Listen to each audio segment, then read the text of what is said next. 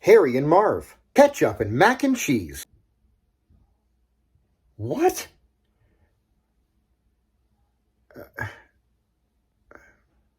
Sam and Frodo. Hot dogs and milk.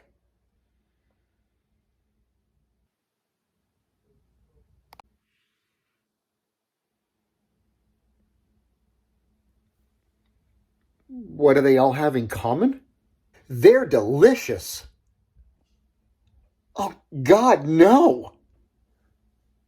They're better together. Between you and me, we will always be best friends. Between you and me, we will always be best friends. What is going on, moms and dads of Lorcana? It's Chris here from A Parent's Guide to Lorcana, and welcome to Better Together, where we show you two cards that are good, but are better together. The first card today is an amber card, Snow White, Lost in the Forest. She's a 2-cost inkable, 2 strength, 3 willpower. When you play this character, you may remove up to 2 damage from chosen character. This card is fantastic. I love playing cards right now that are healing and doing things on their turn automatically. Before challenging, before questing, just doing something that'll help me stay alive longer in the game. And Snow White's bestie is Moana of Matanui. She's a 5-cost inkable, 1 strength, 6 willpower. Whenever this character quests, you may ready your other princess characters. They can't quest for the rest of this turn. The Moana Princess package is a very effective combo that I'm currently running in my Amber Steel deck. Anytime Moana quests, and she's questing for 3 lore, I can ready all other princess characters. So this is what I've been doing. I've been getting as many princesses out on the table as I can. I use lanterns to lower the cost by 1 so I can do this faster, and I'm always questing with the princesses. Then, what I'll do is I'll use a princess like Snow White to come out and keep those princesses I've already played and quested with alive a little bit longer just so I can get Moana out. Then I'll quest with Moana for 3 lore, and when she quests, her effect triggers, and that effect readies all other princess characters. Let me show you an example of how these two best friends help each other and those around them. Again, this is all situational, but this is how I play this hand. As you can see, our princesses are already out on the table. It's all going to depend on what's happening on the other side of the board. It's all going to depend on what your opponent's doing. But for sake of this example, I'm going to go ahead and quest for 2, 3, 4 lore.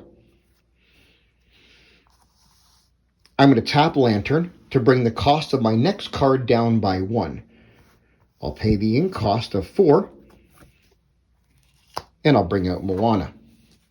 That's all I can do right now, so I'll pass the turn to my opponent. Potentially, our opponent's going to look at this Snow White and say, I need to deal with that. Of all the cards on the table, I probably want to deal with her first. So they're going to go ahead and put 2 damage on Snow White. This is not how it's going to happen every time, but we're going to pretend in this scenario it does. Their turn is over, and they're going to pass the turn back to us. So we'll go ahead and we'll ready our cards. We'll move Moana up into the field of play. We'll set our ink, and we'll draw a card. So right out of the gate, I'm going to go ahead and pay 2 ink and bring out Snow White. There's a second half of our best friend duo. Now, Snow White's I Won't Hurt You effect is going to kick in, and that says when you play this character, you may remove up to 2 damage from any chosen character. Well, I'll go ahead and undo all the work that was done by my opponent on my Snow White card, keeping her alive a little bit longer. I'm going to go ahead and quest for 2, 3, 4, 5, 6, 7. That's 11 lore that we just got in 2 rounds. But because Moana's effect's going to kick in, that when she quests, you can ready all other princess characters, I'll go ahead and bring these characters back to the ready position. Now again, this is going to be situational. It's all going to depend on what's happening on the other side of the board, but you might want to take these two cards. They can't quest again, but they sure can attack your opponent. Again, depending on what you're seeing on the other side of the table, this might be advantageous. Or you can leave them where they are, safe for this round. And we'll go ahead and pass the turn back to our opponent.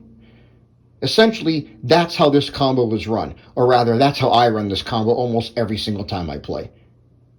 This strategy is the most fun I've had so far playing my Amber Steel deck. I love all the healing that I get.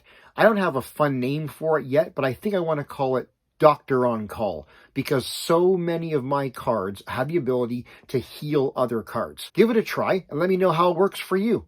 We'll see you real soon.